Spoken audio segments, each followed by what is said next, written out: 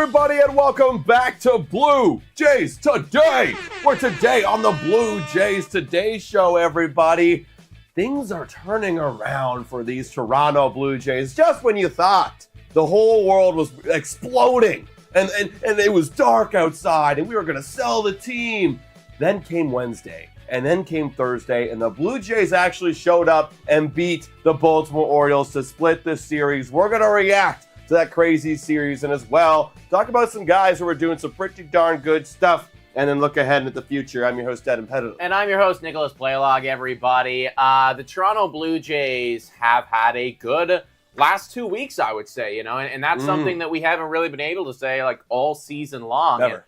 It has been a good stretch. I still keep going back and forth on how much am I buying in on this? How much am I not buying in on this? Because, again, we are still below 500 and we are still, I guess the playoff odds, it's still a long ways away, a long road away. And ultimately, we're all fucking gassed up right now because we split the series, we didn't even win it, we split the series, but still, that does feel like a win against the Baltimore Orioles. What did we say, right, in the last Blue Jays Today show? We split.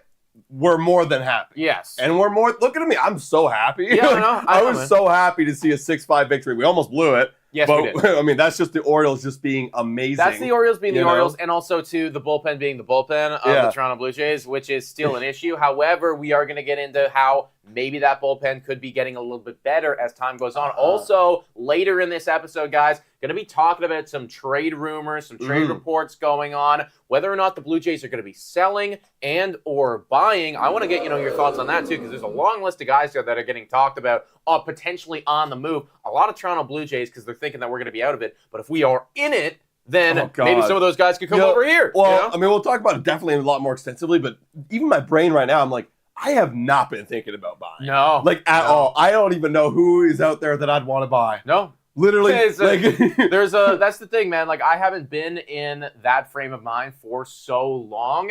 So it is going to be quite the transition if these Jays can continue it up. But the first thing that we want to discuss here is who is really giving some life to this Toronto Blue Jays offense. And that guy right there is Vladimir Guerrero Jr. Obviously a really bad start to the season. It wasn't looking good. We were down bad. We were thinking that this could be the, end almost of Vladdy Daddy, right? Because it was just continuously going down. The at-bats weren't good. We were swinging at garbage, and we weren't getting any results. But looking over here, guys, I tweeted this out today. Vladdy has been an on-base machine for the Toronto Blue Jays this year. He's got an on-base of 388. I didn't even put it in this tweet, but his walks, just taking a walk, is way up. It is even higher than what it was in the 2021 year. So he is staying patient. He is getting his walks, and he's getting himself on base. And now that the power's slowly creeping in, he could have a really solid season after all. Absolutely. And, you guys heard it from Joe Siddle on Sportsnet, but if you're true OGs here, you've also heard it from Joe Siddle here on Blue Jays Today. He literally was talking about this preseason about, him and his mechanics, and now it's starting to click. He's tipping the barrel of the bat now. That's what he kept referencing to. And what's that doing? You're getting a little bit more launch angle. You're getting a little bit more on time with the fastball, which is why you saw these 2 home runs against the Baltimore Orioles. The power, people think it's been gone. I think it's just a simple thing. Like Joe said, it's a tip of the bat. It's getting on time. It's your mechanics.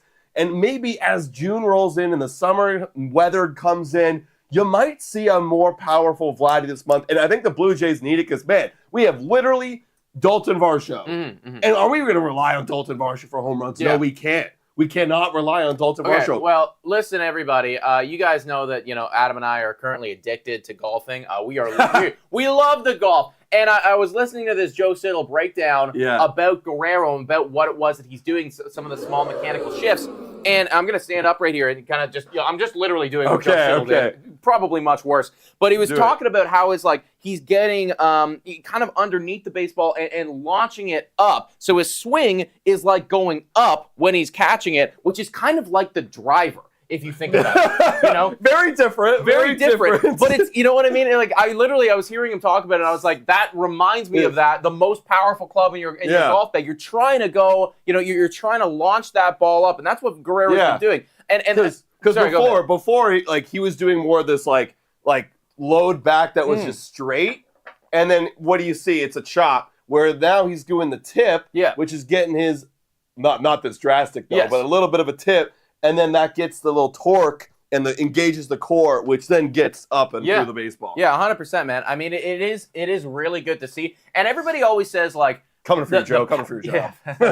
Yeah, no, we're not. Everybody says, well, the power's not there right now. It's not that the power's not there. If you go to his Baseball Savant page, everybody, he is in the 99th percentile in hard hit rate. Mm-hmm. You know, so it's like he is hitting the ball extremely hard right now. It's just when he hits it on the ground, well, obviously that's not going to be a home run. That's not going to be an extra base hit. You know, most of the time that is going to be an out. When you get through the ball like he's doing recently, you're going to get a lot more results. Yeah, absolutely. And looking at just the month of May and month of June, guys, like you really see a completely different body. This is the Vladimir Guerrero Jr. of 2021.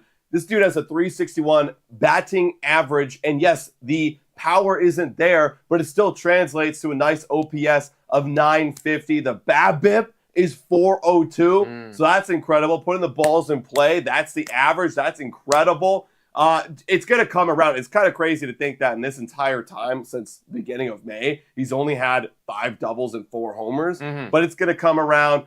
I hope God, he does, and he continues this. The Blue Jays need it. This guy's well on his way to win many Jay of the Weeks and win maybe some other awards as well. Maybe an All-Star appearance. Well, I think at this rate, too. I mean, now that All-Star voting is opened up, everybody, go vote for your Toronto Blue Jays, who you think are deserving to make it to that place. We were looking at it the other day, and I mean, Guerrero does have a pretty good shot. There is a couple other guys in the American League who, are good first basemen. Right. I mean, the Baltimore Orioles, Ryan Mountcastle is one of them and everything like that. But Guerrero, the way that he's playing baseball right now, the amount that he's getting on base, and if those homers can come back, I think he's got a really solid shot. And he's honestly deserving of an All-Star appearance, too. It's very competitive first base this year in the AL. Like there's no standout superstar, but they're all kind of around where Vladdy is, honestly, in the numbers. So actually, we didn't even bring it up to talk about it. Let's quickly talk about that. We mentioned on the live show, which Blue Jays deserve All-Star appearances this year? You know what? I do think that Guerrero deserves one. Again, I got to look at everyone in the American League at first base and see what they're doing, but I think he, at this point, deserves one. It's close, but I think that Dave Schneider as well. I think he's close, yeah. Yeah, shout out to his sister who is trying to rally the troops right now on Twitter. Go, shoot him a vote. Bro, do it. Oh, I saw another thing, too. All the City Connect jerseys, you saw a big wall. There was one column sold out. They have each column for each player. Right. One column sold out. Guess who it is? Right. David Schneider. Well, I mean, everybody loves David Schneider, and rightfully so. I mean, you're talking about a guy who was drafted so late and, who's just had to grind for everything. It would be such an amazing story to see David Schneider make it to the All-Star game. And again, it's not like he is playing a bad brand of baseball. He has been really good this year for the Toronto Blue Jays, one of the best. So, I mean, he is going to get my vote for sure. Schneider, Guerrero. What about Danny Jansen? Because I think some people are talking about Danny Jansen in the chat right now. Any thoughts on that? Because you're saying you got Rutschman, you got Salvador Perez. That's the problem, man. It's I mean, look, Danny Jansen has been amazing.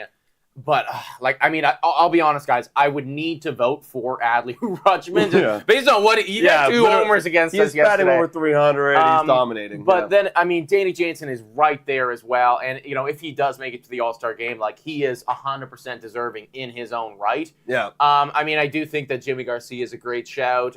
You're looking over at the pitchers as well, La Maquina, he's just been so good. Leads the league in quality starts. That's the thing, right? And obviously the pitching side of things, managers select, the World Series managers from the previous, they select. So I think in that regard, it really does come down to a skill and numbers level from those guys. Whereas the players, the position players, all fans voting, which I think is still very weird that we're splitting the two. Yeah. Why would we do that? But I think he's got definitely a shot. Jimmy Garcia's been getting roughed up recently, But the thing is too, he's not technically the closer. I guess right now he is, but he's not usually bringing really closers to the All-Star game. I mean, he's good, but I don't know if they're going to recognize him. Yeah, it's possible, everybody. But from a hitting side of things, Guerrero for sure, David Schneider for sure, and then also I think Danny Jansen. Last one, people are talking about Varsho. I do got to throw it here, guys. Not to burst your bubble or anything. Here's the thing. I love Varsho, but you got Aaron Judge, Juan Soto, Kyle Tucker.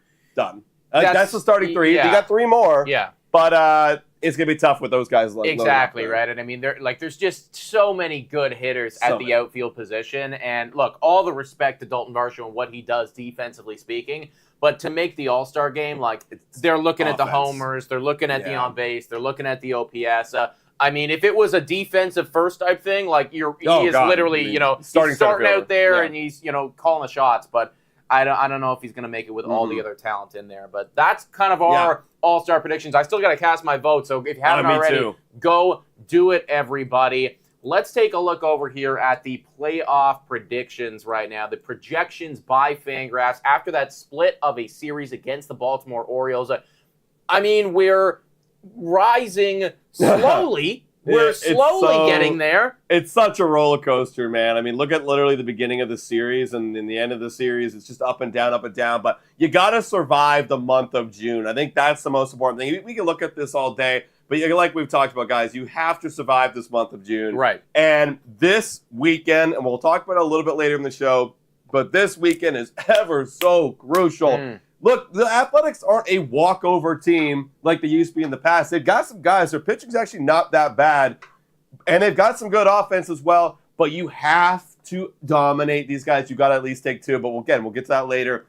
It's going to be so crucial because if you're going to drop series, let's be realistic. You're going to drop some of these series. It will happen. You're going to drop some. So you need to get at least two here. This is the easiest to raise this up. Yeah, like that the schedule or the series coming up right now against the Athletics is going to be the easiest series that you have in a month. Yeah. Everything even after more, that, I think, too. It could be until the All-Star break at this point. Yeah. It's like literally everything after that is going to be difficult, and you want to be giving yourself a fighting chance entering into the All-Star break because, again, I mean, look, everybody is, or I assume, not a lot of people are the fan of Ross Atkins, but if that playoff percentage is, where it is right now or even lower, you're kind of forcing his hand after the All-Star break to go, okay, well, now we really got to evaluate things. Maybe we do need to sell. But if you can bump that thing up and just, start edging yourself close, like if you can be around that 35% chance after this stretch at the All-Star break, now you can seriously have the conversations of, okay, you know what, we're not selling. And in fact, maybe we're even buying, So let's take a look now, guys, at this kind of Bleacher Report article here, folks. Looking at all of the trade candidates coming up for the deadline. I mean, as you can see, there's literally Vladimir Guerrero Jr. As the cover photo, guys. And scrolling through this article, there is like 5 or 6 Toronto Blue Jays. I mean, I think you have Danny Jansen right there, everybody. I mean, we were actually talking to Blake Murphy off camera. And he brought up Danny Jansen as well as, a potential trade candidate. He was saying too, and I love that he said this because, I mean, credit to Blake Murphy. I think he's probably a lot more connected than we are in the industry. But he was saying, I could totally see a reality where they trade Danny Jansen and then they just sign him back in the offseason. It's like, that's honestly, if you are going to sell, the perfect situation if you did something like that. Yeah, I agree. But then they have to also consider, I think you mentioned this as well, if people know that you're just going to do that, then they're going to offer you way less for Danny. But something is better than nothing. Yeah. You're renting Danny Jansen for 2 months of the season, effectively. Literally. Which is cool, I guess, but my God, will I be scared.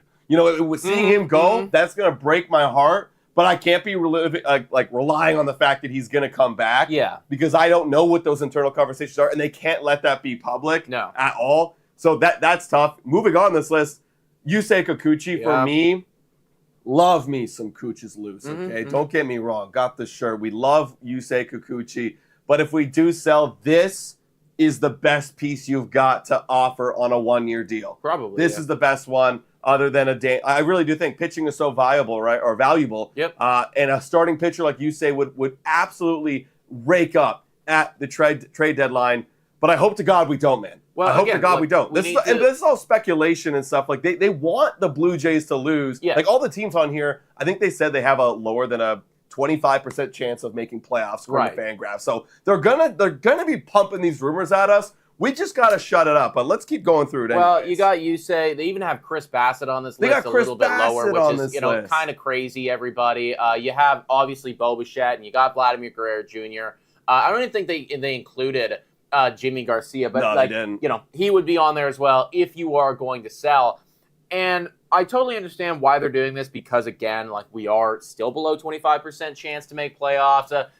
Looking at it from the outside in, it does look like we're going to be closer to sellers than buyers. I certainly don't think that every single one of those guys would be sold if the Toronto Blue Jays are going to sell. Yeah. But now I'm starting to look at that list, and this is recency biased at its fucking finest, everybody. Now I'm looking at that list and I'm going, hey, JD Martinez is there. He's going to be a trade candidate. Wouldn't that guy look good on the Toronto Blue Jays? Oh my God. There's players on there where, Yeah. looking at it from a buying standpoint where, I think the needs are abundantly clear if you're the Toronto Blue Jays. We need hitters. And if they are going to buy, they're going to get some. Here's the funny thing. We also need pitchers. Well, we do. Yeah. We need so much, man. Like, our pitching, there's a stat the other day. We're in the bottom tier of pitching stats this year. Bottom 10 in a lot of pitching stats. Recently, not so much, but in the entire season, yes.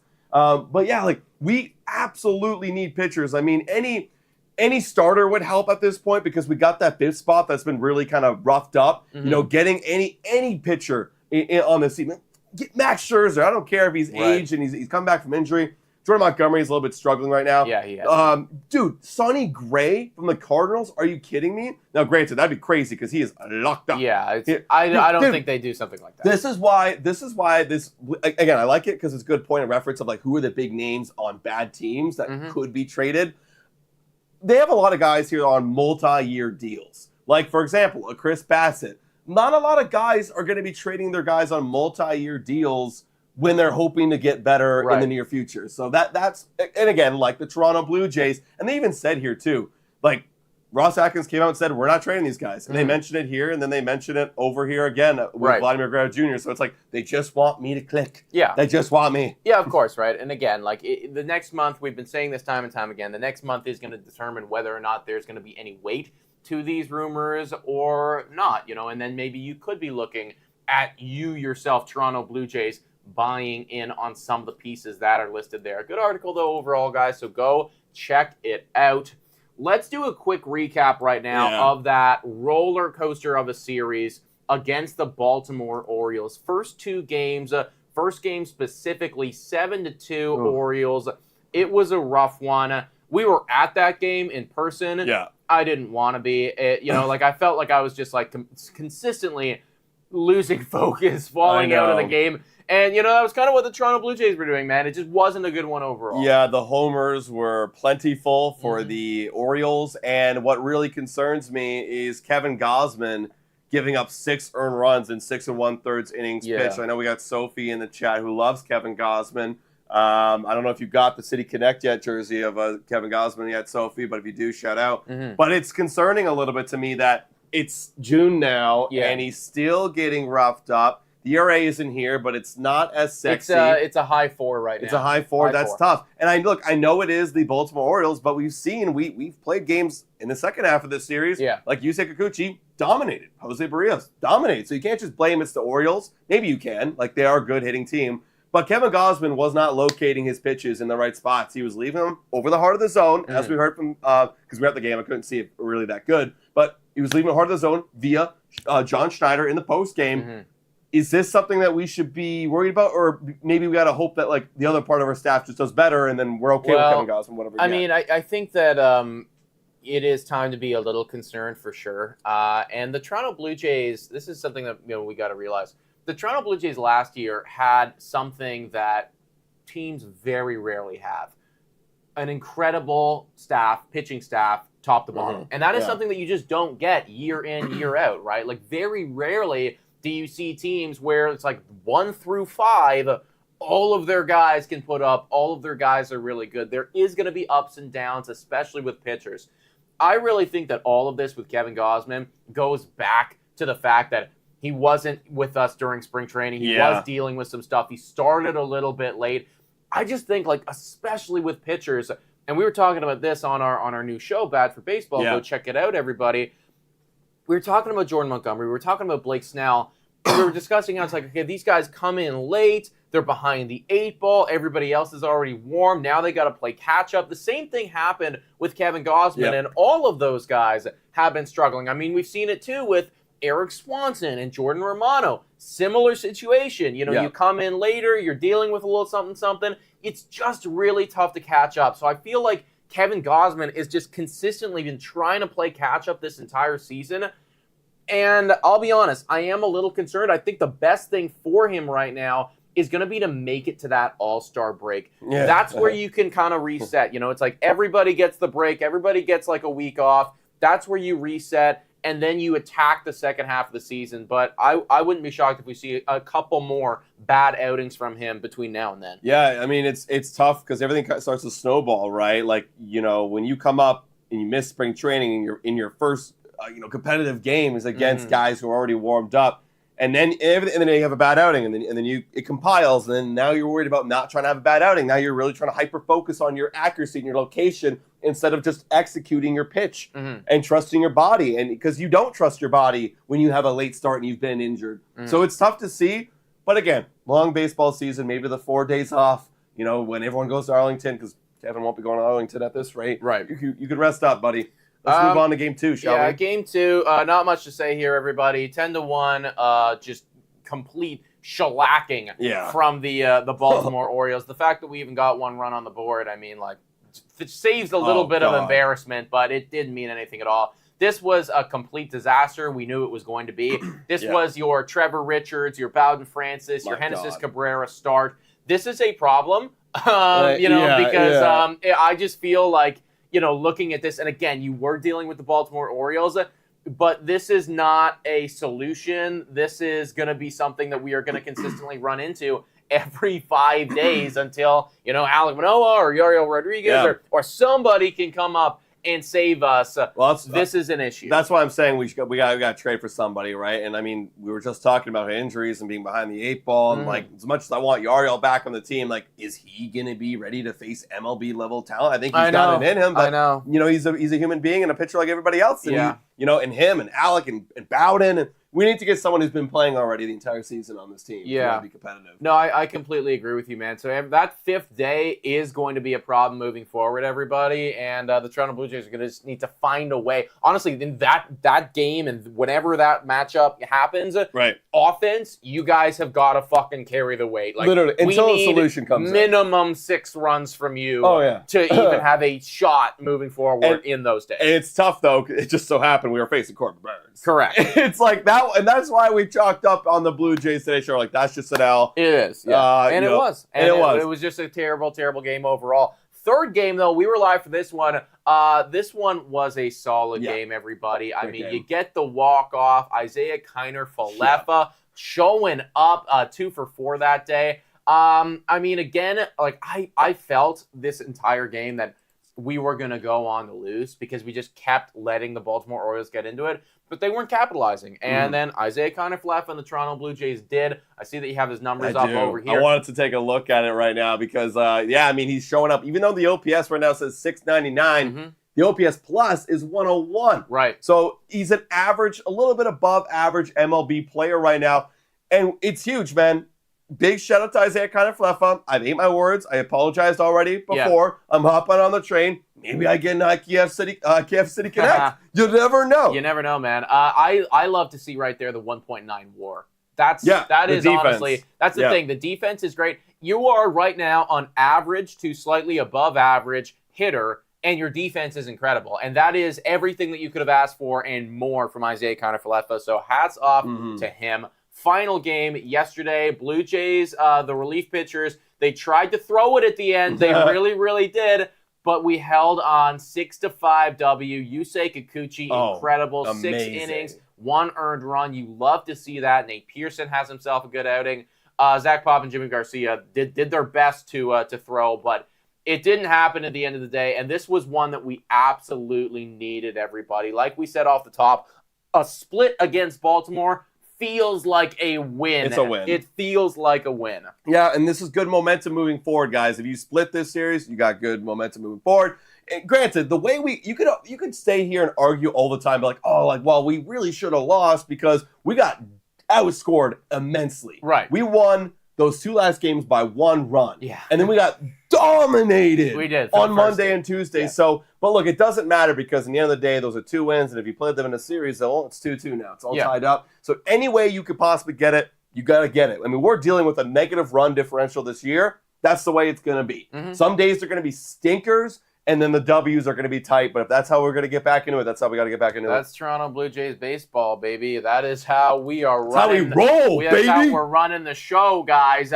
Let's move on and discuss potentially some upcoming moves for this Blue Jays squad. People have been calling for it, and it looks like it could be coming very soon, everybody. Spencer Horwitz down there in Triple-A for Buffalo has been tearing the top off of the baseball. Ben Nicholson-Smith is thinking that this move, him coming to the MLB, could happen pretty much any day. Yeah, he wouldn't be surprised if it happened in Oakland, but it could be in the next couple of weeks, guys. Now, I have a video room coming up tomorrow breaking it down on exactly what they're doing with him. Yes. But let me just say this right here. They are literally reshaping Spencer Horwitz to come to the big league level and legitimately play every single day. So what does that mean?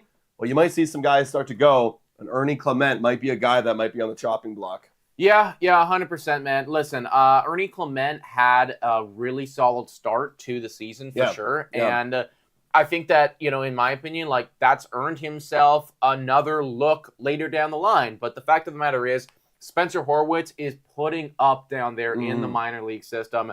And I just think at this rate, like we're still at 18% chances to make the postseason. You need the best. Yeah. You need the best guys on your squad, the best 9 hitters that you can put out every single day. Yeah. I think Spencer Horwitz is one of those guys, at least for now. Maybe later, it'll be Ernie Clement again. But I mean, this guy has earned himself a spot at the MLB. He needs to, dude. He leads he's second in the International League in doubles. He's 4th in batting average, 4th in on base. And you have to give him a shot. And again, it does come down to Ross Atkins. He's the one that has to make the move. Yeah. I know you've been talking about in videos that you just want to make any moves. Like this one's a clear one where, and the reason why I say Clement, I don't want to spoil too much, but that's the spot he would be taking positionally. Watch the video tomorrow, guys, for more breakdown on that, of why exactly that's happening.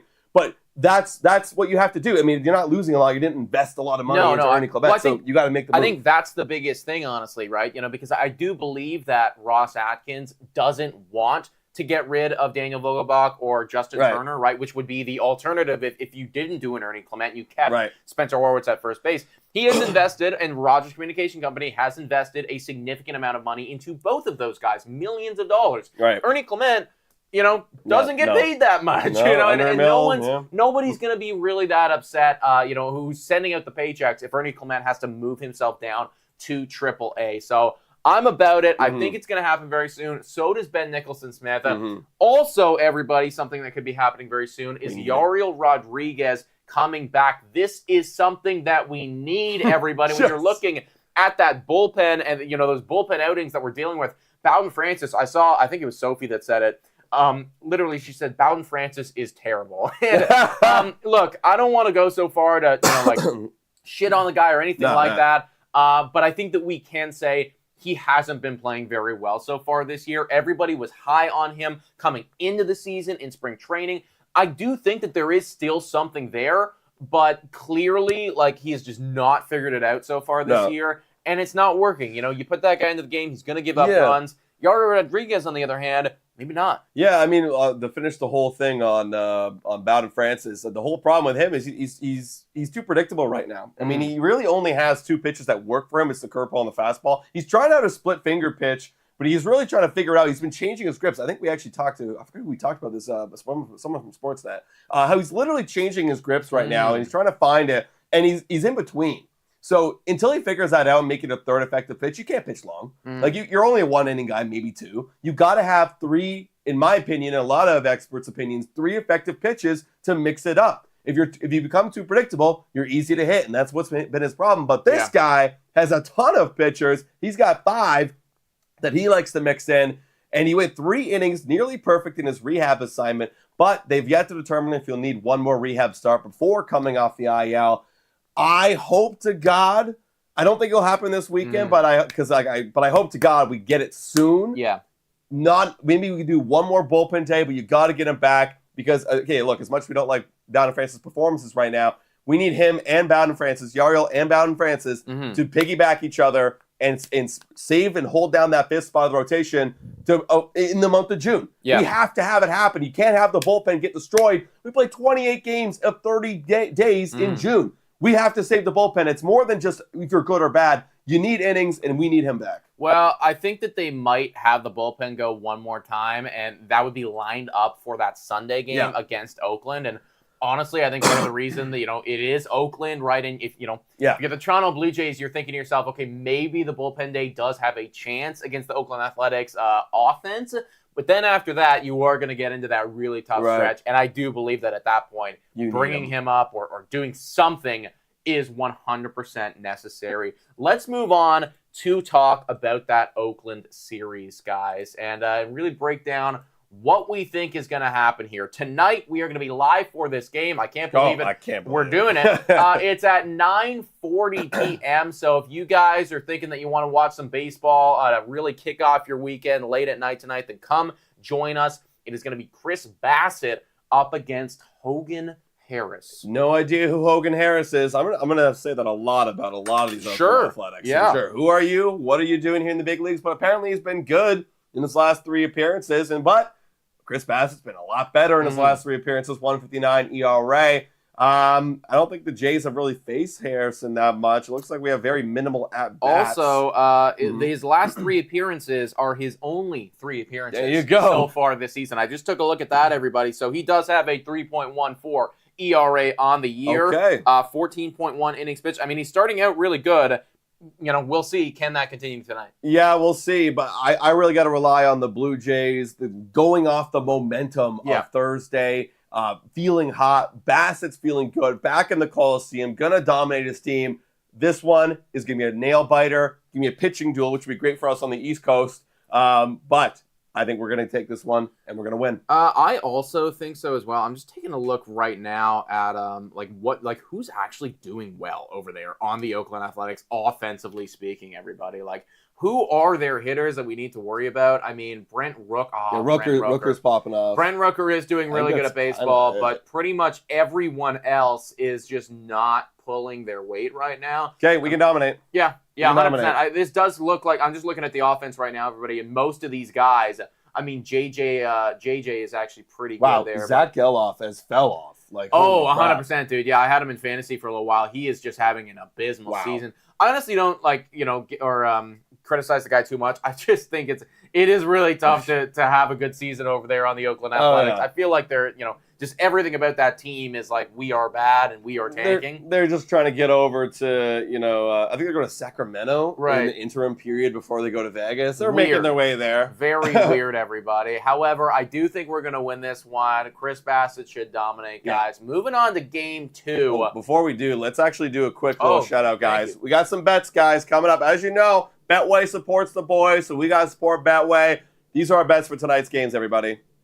Whoa! Time for your daily Betway breather. A quick reminder that the best place to bet is on Betway. Must be 19 years of age or older to play. In collaboration with iGaming Ontario, please bet responsibly. Now, back to the content. Shout out to Betway, everybody, for being absolutely phenomenal, guys. This is a really easy one, and honestly, I think one that you all should be riding with as well if you are on Betway. We're saying that there is not going to be a run scored in the first inning. So easy. On the Oakland side of things, Chris Bassett's been doing really good, so I'm not really concerned that they are going to be able to get to him immediately. And from the Toronto Blue Jays side of things, we are at 28 games now, 27, 28.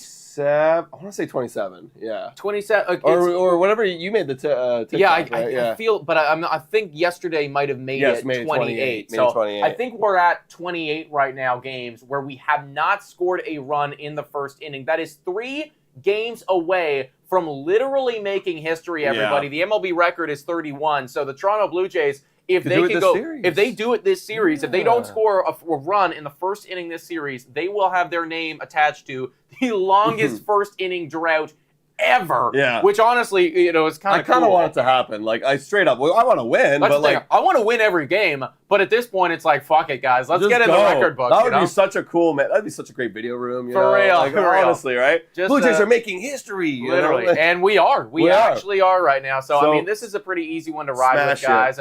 Highly recommend that you hop on. Before we get to game 2, I see Katie Flower-Smith in the chat right now. We actually do need to give a quick shout out here. Katie Flower-Smith was at the game on Wednesday, rocking with the Blue Jays Today merch. And the cameras fucking loved you, Katie. They loved you. They saw you crocheting, doing your thing. They were commenting on it. It was great. They flashed over to you several times during the game, literally after the walk-off, too. The first thing that we saw was Katie Flower-Smith jumping up and down. It was incredible, and she had the Blue Jays Today hat on. Yeah, we got to give you a big shout-out, Katie. You're such a big member of the community, great Patreon member, great YouTube member, and you represent us, and we honestly really appreciate it. Yeah. We know you represent us every single day, every time you can when you hop on here. We appreciate, we love you. Yeah. Thank you for doing this. No, it's absolutely phenomenal. If anybody is going to any games and you're repping some Blue Jays Today merch, please send us a message on our social medias. Katie was actually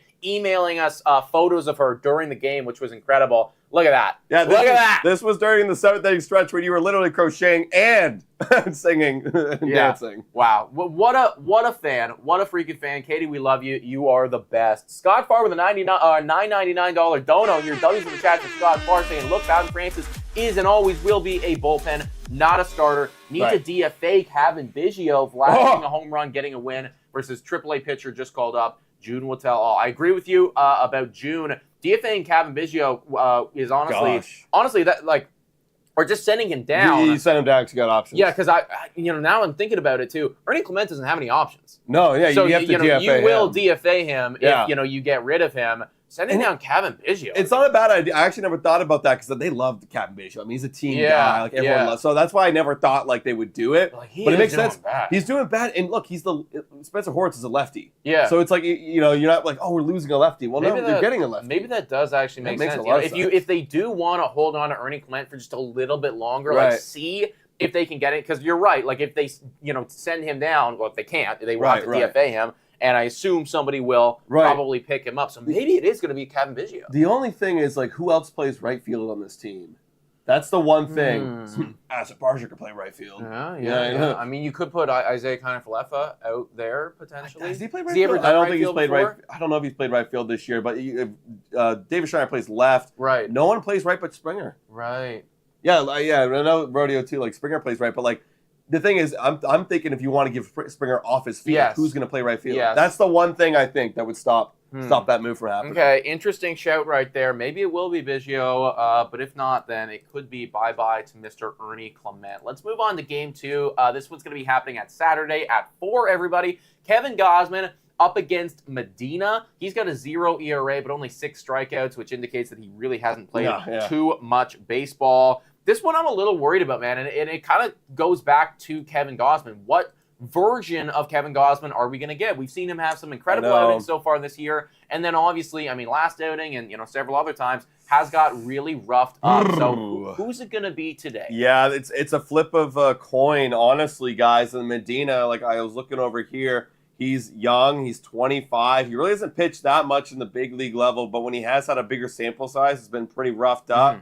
So personally, I'm going to say we do flip the coin. We get the better version of Gausman with some better, easier competition. Maybe gets away with some of these pitches that he wouldn't normally get. But again, it's going to be tight. The only reason why I'm saying that is because Game 3, I got to chalk that one up as an L because that's the bullpen day. That's going to be the bullpen day. So I think I'm hopeful we flip a coin, we win this one. Yeah. Again, you know what? You're right. I do need to bet against the bullpen day. So for the sake of us winning this series, I'm going to say that we win this one with Kevin Gausman. And then that final day, it will be the bullpen day, whether or not it's going to be Yariel Rodriguez or Bowden Francis or Trevor Richards. And time will tell on that one. But either way, probably what's going to happen is it's going to be a medley of everybody. Yeah. And that's going to be a problem, especially, too, there's no off day this week. Literally, no man. off day this week. So the bullpen is going to be tired, and then you're going to have Milwaukee, and they are a really solid team. So I just feel like with limited rest, with the performance that we saw last week, I cannot bet on a win when we're rolling out, 5 or 6 or 7 different guys. When Hennessis is coming in the third, hang it up. Hang it up. Hang it up, guys. And honestly, Oakland, pad your stats, guys. Looks like you guys need it. That's the thing, man. Like, that one should be a W if you are the Oakland Athletics. Either way, guys, we're saying that we take that series 2 games to 1. Ooh, that would bring us 1 game back. 1 game below 500. Oh, yeah, not 1 game back from the wild card. No. That's a long road. But yeah, hey, look, if we do that, okay, let's say, for some reason it's not coming up. Oh, is it this one? No, what the heck? I guess we lost our scoreboard. Weird. Did we lose our scoreboard? Either way. We lost it, guys. Sorry. We lost the scoreboard. Wow, that's unfortunate. Either way, we are 2 games below 500 right now, 30-32. You win this series, you go 2-1. That will bring you 1 game back. And if you sweep somehow, get a sweep, if you can win that bullpen day at the end, we are all the way fucking back. Oh, yeah. And it's going to get tougher, guys, because then again, like you just saw, you have Milwaukee. But the big ones, and it's almost too early to talk about this, but I kind of wanted because I was kind of excited thinking about this. Right. Those Boston series are going to be so huge. They are. Because literally, we have to overtake them. Yeah. And that's the fastest way to do it. So I'm super excited and pumped about that. And right now, everybody, just, speaking about Boston, they're 32-31. We are 30-32. So we are, almost identical right now in terms of just, record-wise. They've been playing a good brand of baseball. They have been. If we can run into them when we're hot, though, maybe we got a good shot. Guys, let us know in the comments down below all your thoughts. All the things that we talked about this series. Are you feeling hyped about the Blue Jays? I know it's been pretty dark lately, but let us know if we're out of our minds even talking about the idea of coming back and playing some playoff baseball, because we're going to ride until the wheels fall off, everybody. We're riding.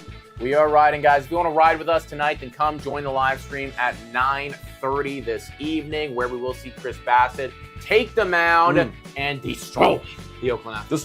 Destroy them. Also, I did see someone in the chat say, are we doing 9x9 tonight? We're actually not, unfortunately, guys. Maybe next week. Maybe next week we have to, but we're just not doing it because it's like, we're going and we have plans in the morning. And my goodness, would we be ever hungover? It would be a rough one. It would be a rough one, guys. But thank you so much for watching, everybody. Best community on the fucking internet, guys. You are incredible. And as always, go Jays, go!